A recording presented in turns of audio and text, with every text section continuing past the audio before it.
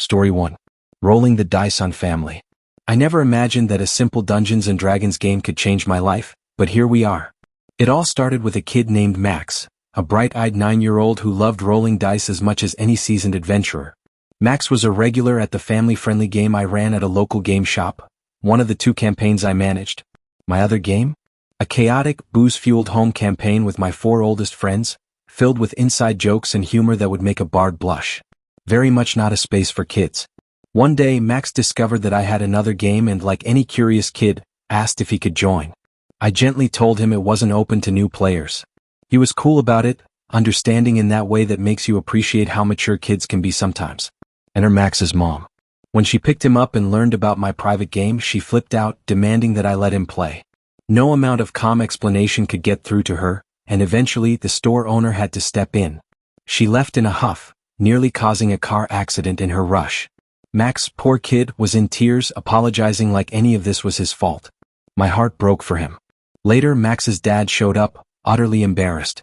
Turns out, his ex-wife just wanted a free babysitter so she could go out and party.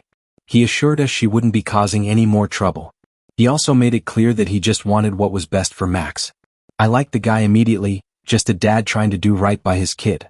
Fast forward a few days and I ran into Max's dad again, this time with his sister Liz. They invited me to lunch to talk and I got a clearer picture of the whole situation.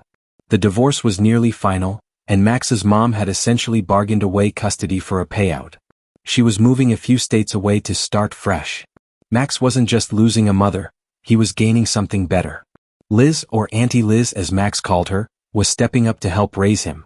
She was new to this whole parenting thing, so she tagged along to the game shop to observe. I watched her sit through a session, eyes wide as I role-played Marty the farty lizard folk merchant, complete with hissing and fart sound effects. Max's monk barely survived the exchange, but he managed to snag some magical trinkets at the cost of a very real poison damage risk. By the end, Liz was laughing along with the rest of us. I considered it a win. Then came the biggest surprise. Liz had been roped into a parent group at Max's school. Apparently, Max had been talking up D&D to his classmates, and now there was a whole crew of kids eager to play. Since my private game was on hiatus for a few months, I offered to run a campaign for them, if the parents were comfortable with it. Not only were they comfortable with it, but they welcomed me like I was already part of their lives. Liz hosted the game at her place, and before I knew it, I was in a group chat with parents dropping off snacks and excitedly talking about their kids' characters. I walked into that first session expecting to run a game. Instead, I walked into a home filled with warmth, laughter, and a sense of belonging I never expected. I had always thought of myself as a guy who had his friends, his games, and not much else. But now I was Uncle Jake to a bunch of kids who saw me as their dungeon master and, in some small way, part of their family. And for the first time in a long time, I felt like I had found a family of my own. The kids were amazing, nothing like Max's mom. Anna and I were a little nervous about chaperoning a group of energetic kids, but Max's friends turned out to be fantastic. They threw themselves into character creation and test encounters, completely immersed in the adventure. One girl in particular always found a way to sit next to Max, sneaking glances at him whenever she thought no one was watching. She had a massive crush on him, but Max, ever oblivious, had no clue. It was adorable. The parents were thrilled with game night, and to my surprise, I found myself genuinely enjoying running a campaign for these kids more than I expected. Anna and I agreed we could do this regularly. So now we were the game masters for an entire crew of young adventurers. And somewhere along the way Max started calling me Uncle Jake.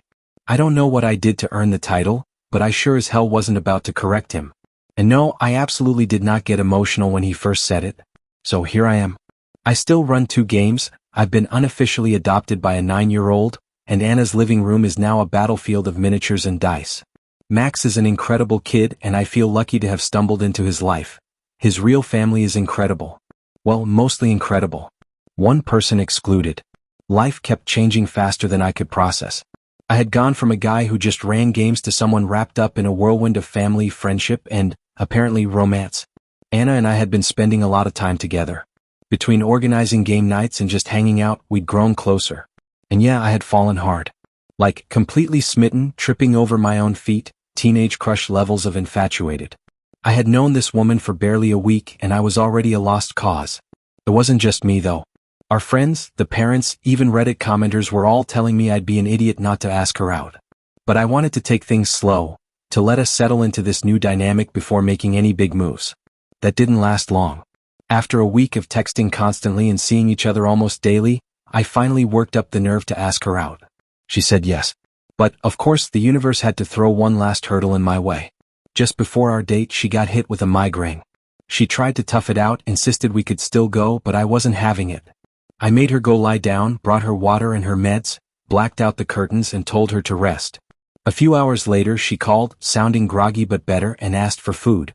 I brought her dinner and we ended up just eating together at her place. She kept apologizing, but I told her she could make it up to me, with another date tomorrow.